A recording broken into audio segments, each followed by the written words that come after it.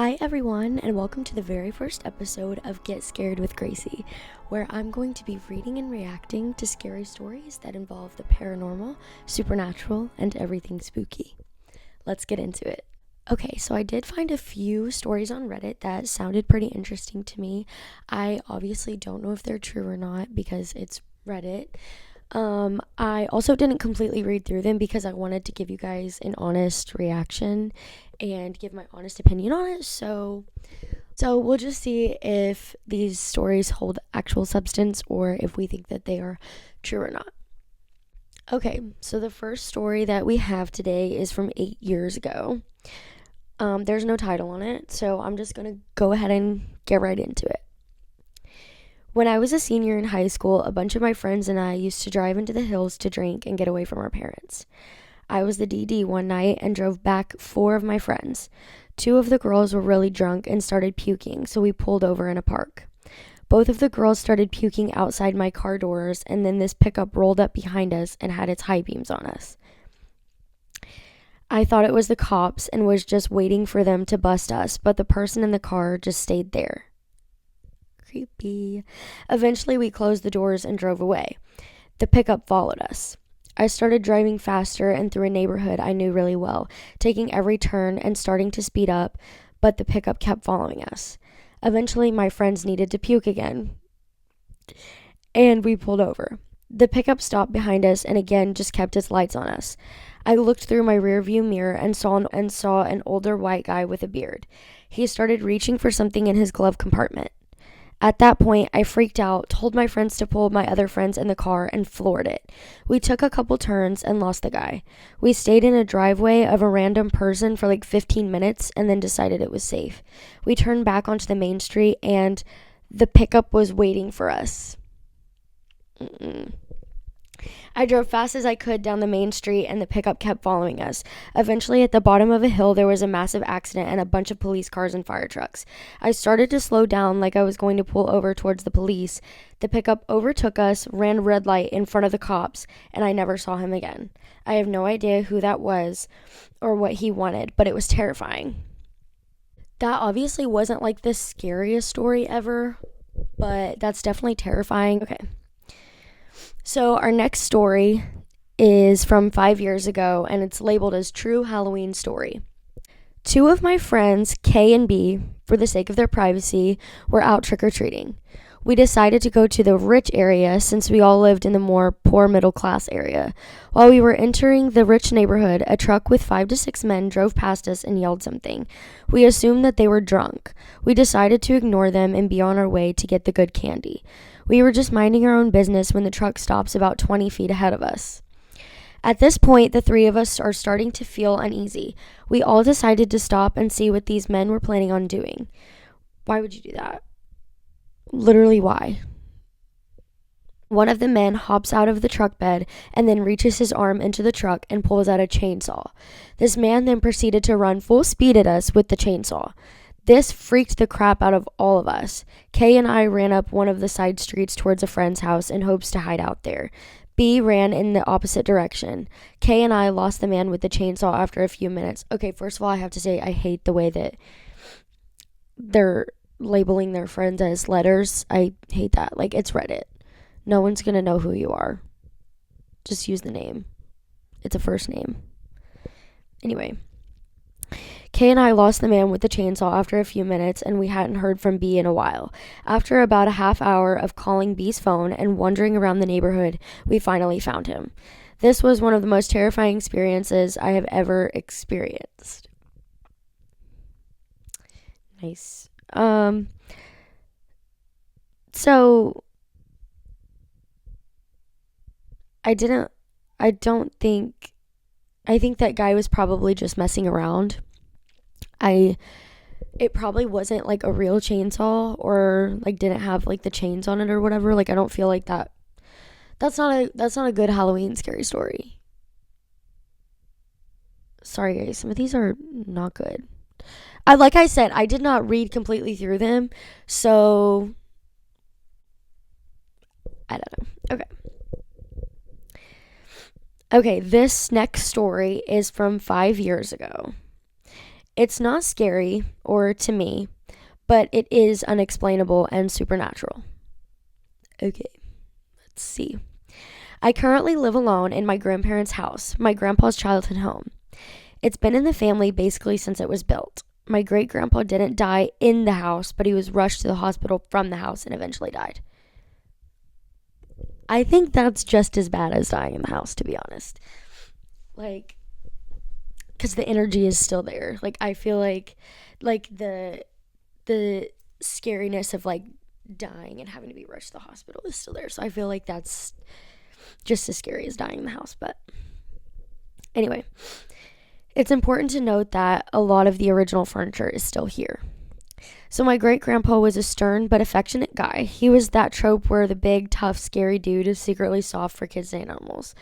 Above all, he was a known lover of cats. He always had at least one cat. He rescued kittens constantly. My cats always seemed to congregate where he used to spend his time. That's sweet. Where his chair used to be, in his old bed, at his seat at the dining room table. I've always felt some sort of presence in the house. I wasn't especially close to him because, like I said, he was a super intimidating type of dude. But he was kind to me and my sisters and cousins. During Hurricane Sally, we lost power in my city for like a week, and on the first night, when I was trying to wait the storm out alone, super nervous, his old alarm radio came on. It was static, but it sort of sounded like a man was speaking, maybe on a talk show or something. I'm sure there's a logical explanation, but this radio has no battery power feature, like it has to be plugged in order to work. And no matter what I do, it wouldn't go off or turn down, even when I messed with the volume. I started living here with my dad shortly after his death when I was about 15, and now I live here alone as an adult. I don't know if the memories are what, but I've never felt alone in the house, even when I for sure was. Okay, so that one was kind of cute because it's like maybe the grandpa's energy is still there, like showing them like he's still there. I don't know.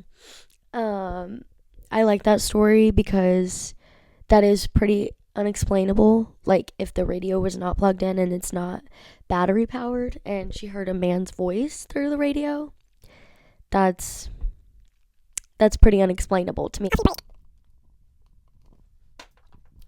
Okay, guys, so this next story I have for you is very long. It's from 8 years ago. I told this story of my parents' old house when I was living with them before college. I knew our roads would be unplowed for some time. I went to my outback deck door. I went out to my... I can't even read this. Okay. I went to my back deck door to look at the snow-draped trees and the still heavily falling flurries and take some pictures when I noticed footprints leading to the door, then turning around and leaving. I looked and saw that they came from my neighbor's side and thought that one of their more delinquent kids played a joke as my sledding tube on the railing was popped. I decided I'd wait until later as it was early to call their parents. I went on Facebook, and after scrolling for a bit, I noticed one of my neighbors closer to the entrance posted, "Did someone knock for me or something at my back door?" I immediately called her and told her I have an idea.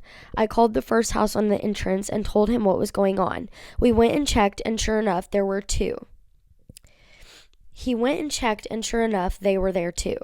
Everyone started calling everyone else. I called the family at the far end, and they told me there was none there. Then I got a call from my next door neighbor. She called the woman that lives Then I got a call from my next door neighbor. She called the woman that lives next to the end house. She said there were footprints that led to her door, but none led away. We already called the police by this point, but now we called them back and said it's an emergency. They told us the roads are still all unplowed and they can't send a plow truck to clear the way, as they were one of the husbands across the road from her texted her to say he was coming over. He came and she left.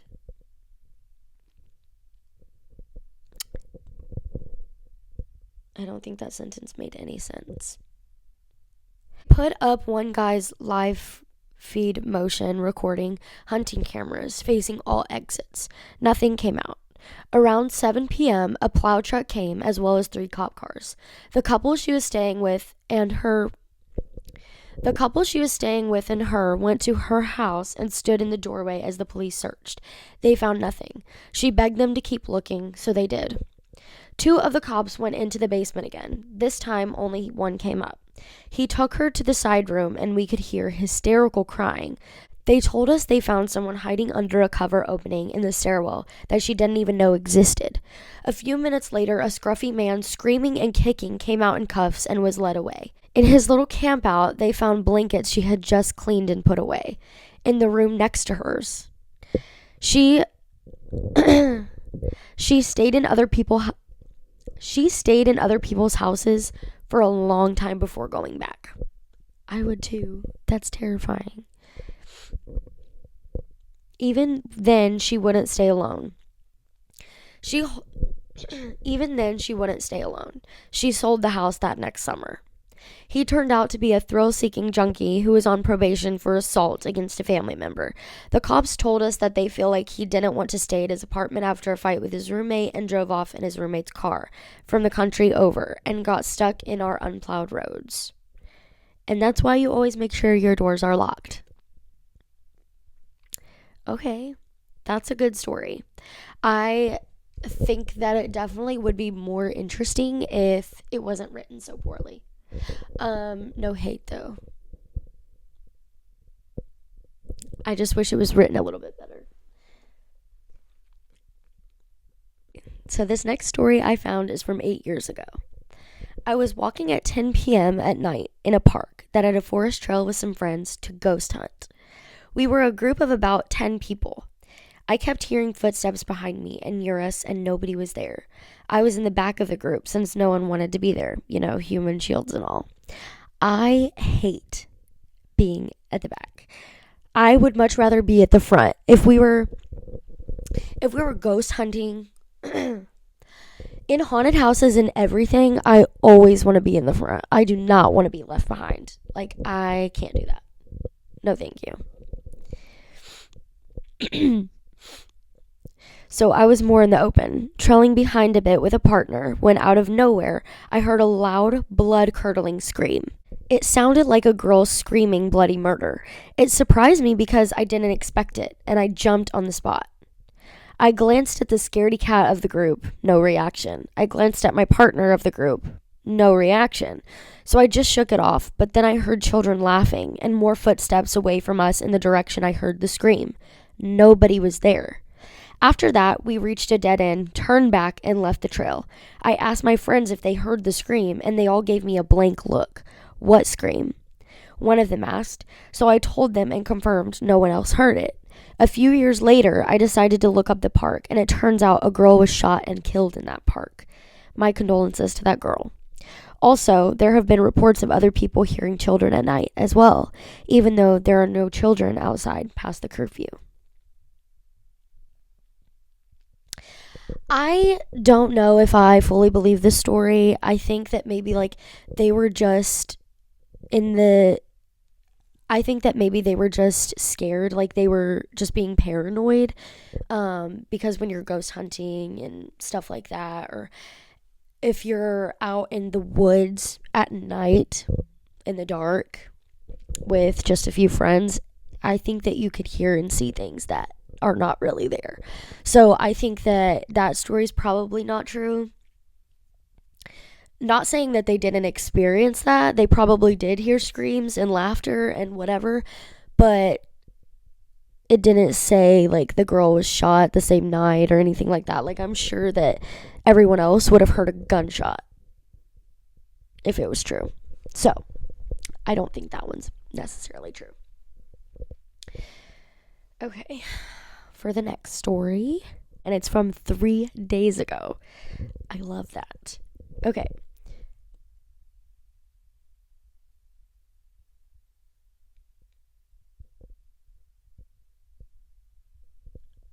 My ring light just went off.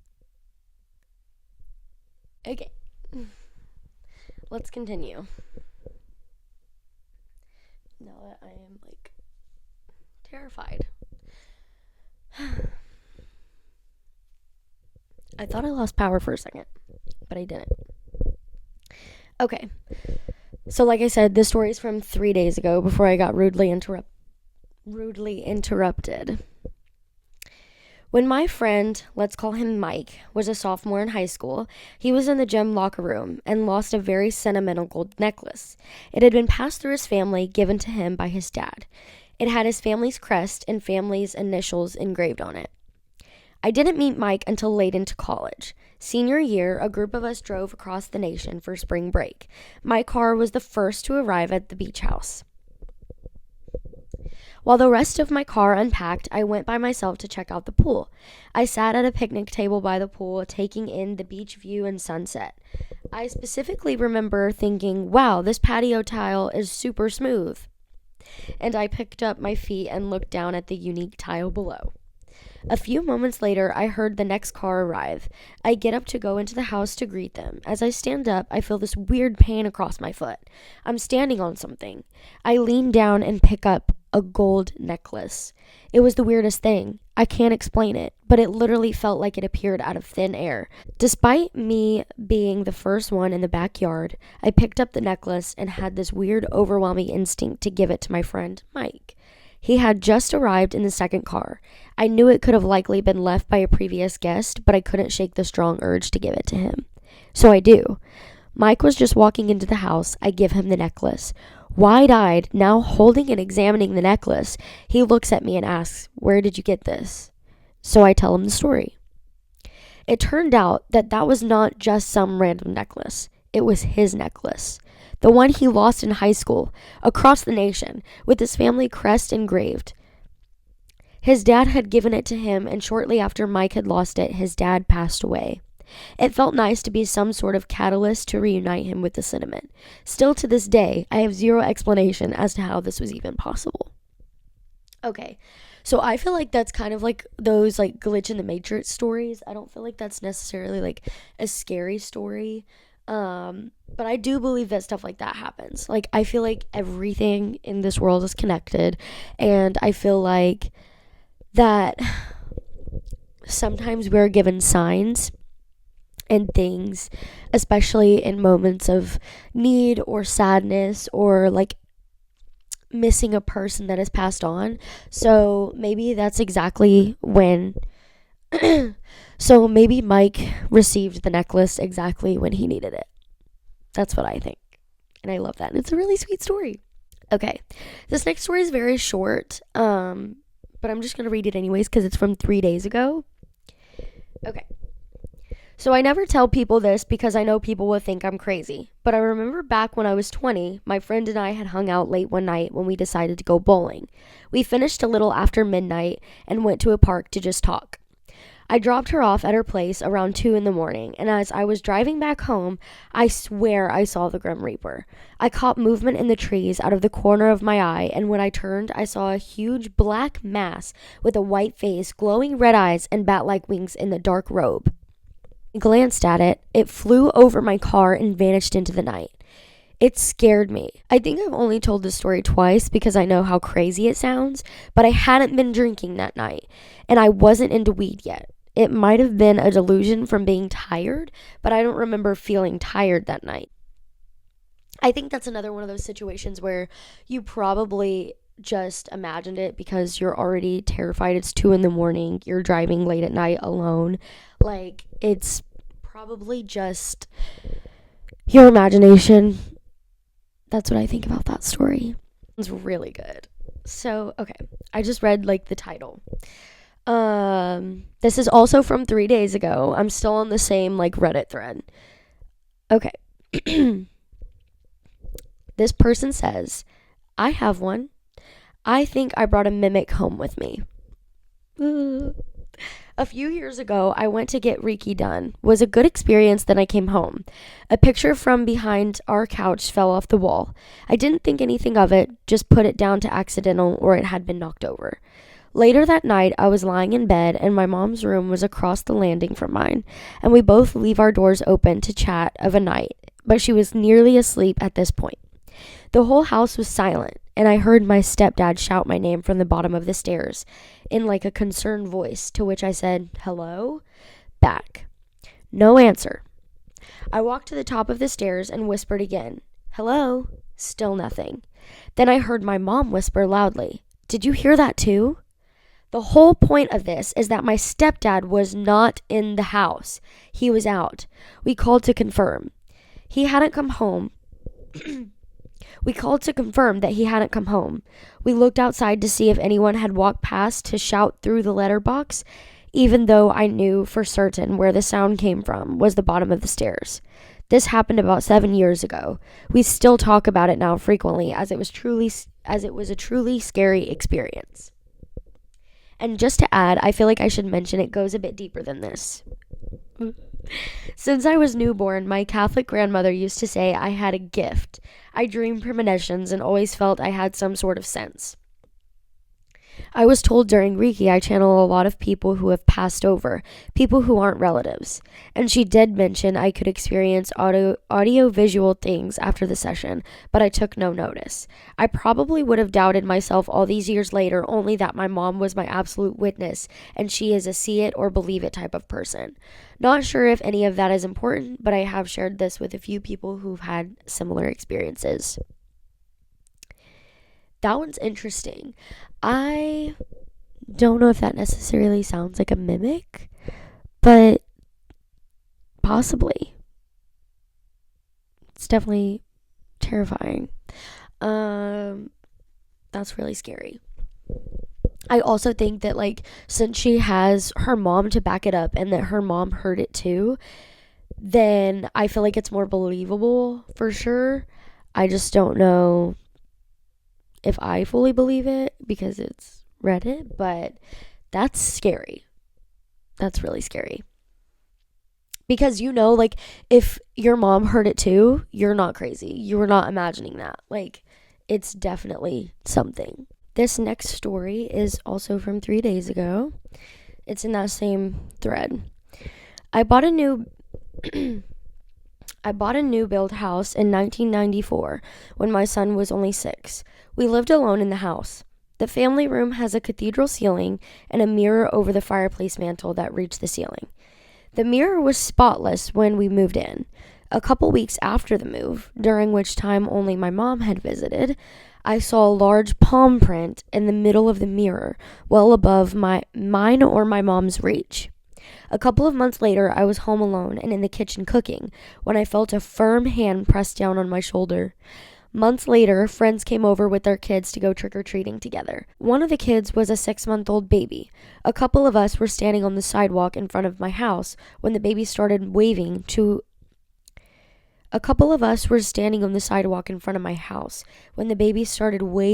and interacting with something over her mom's shoulder. No one was there, but she fully engaged with something. I have to say, that is so terrifying, but I feel like that definitely could be true because babies and animals, like dogs, cats, whatever, they can definitely sense energy. So I feel like if the baby was waving at and interacting with something after you've literally had like paranormal activity, something unexplainable happened at the house, like I feel like that's really scary and you need to get out. You need to move away. Okay, so this next story is from 2 days ago. It was 2 years ago, maybe 3. I worked in a restaurant as a kitchen assistant, so I had the keys to open in the morning. One evening, while taking out the trash through the back gate, I unfortunately broke the key inside the lock. The key just broke in two, and I was able to get both pieces back. I don't know why, but I kept both pieces and put them in my coat pocket instead of just throwing the pieces away. It stayed like that for several days or a week in my pocket until I forgot about it. One night, I get up to go to the bathroom around 4 or 5 a.m. I'm sitting on the toilet in total darkness, and suddenly I hear clink, like a metallic noise right next to me. Surprised, I turn on the light. I look around, and there, on the ground, at my feet, is the piece of a key. Knowing that my coat is always in the entrance to my house, I always take it off when I come home. I never put it in the bedroom or even in another place in the house. I sleep with only a long t-shirt on, no pockets or cuffs, so if the key had for some reason been on me, it would have fallen out when I got out of bed and walked to the toilet. like it had been thrown through a portal to my feet in the toilet. I never understood. It's not that scary, but it's definitely unexplainable. Yeah, I don't think that's scary at all, but I definitely do think that's really weird and unexplainable. Like earlier, I mentioned like Glitch in the Matrix, those are terrifying because it's just like, how did that happen? Weird. So I live in Eastern Oregon and my mom lives in Western Oregon. I went to visit her for the summer and she's very outdoorsy, so we decided to take the hour drive from her city to the coast. We end up at this free campsite at the top of this hill. Huge foothills of the coastal mountains, about a 25-minute drive from the top where the campsite is to the bottom where the main road was. We were the only campers there. Okay, that's terrifying. A free campsite and you're the only campers? What's going on?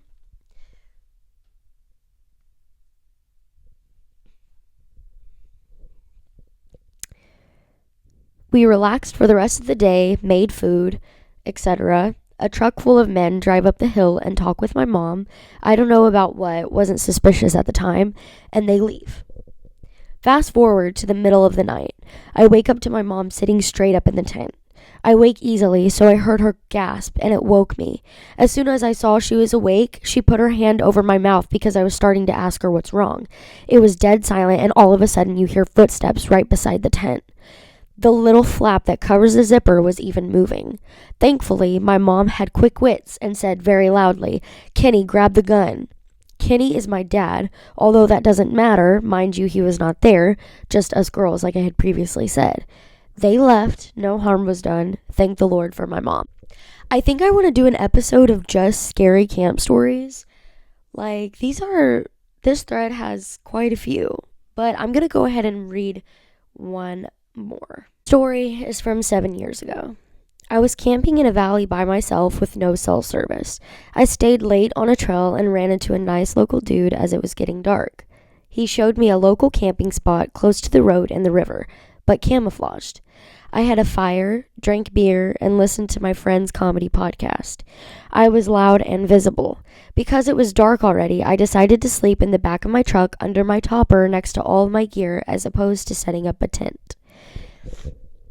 The next morning, I made a fire, cracked a beer, and started making breakfast.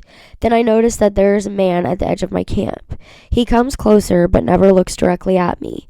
This dude looks homeless, has a long raggedy beard, and has at least 100 plastic grocery bags tied all around his clothes. I comment about how nice the day is. No response from him. I offer him breakfast, but nothing. He sort of paces around the perimeter of my camp. I offer him a beer, but he just turns around. The dude is just standing there, back to me, wandering around. I'm realizing that there isn't going to be any good happenings. I had my bear spray and buck knife super close. I give him an ultimatum. You're either going to acknowledge me or leave immediately. He ignores me again. I grab the bear mace and walk a few steps towards him. He sulked away, and I threw my stuff in my truck and left that place right quick. I wonder if he watched me during the night, and I think my laziness for staying in my truck instead of the tent. I think you should never go camping by yourself. I think that was a good lesson learned there. I also think that those stories are very believable, for one thing, because it's real people. It's not like ghosts or anything like that. I also think that it's very smart that he slept in his trunk. Smart that he slept in his truck, but I don't think he should have been camping alone anyways. Okay, everyone, that is all I have for you today for the very first episode of Get Scared with Gracie. Thank you guys so much for watching, and thank you for staying to the end if you did, and if you didn't, that's okay too. But okay, anyways, that's gonna be all from me today, guys. I hope everyone has a happy Halloween, had sick costumes, and got lots of candy. And if you don't dress up, you're a loser. Dress up for Halloween. I don't care how old you are. I don't think there's any limit to how old. I don't think there's any limit to how old you have to be for you to stop dressing up for Halloween. I think you should always have a costume. Bye, guys.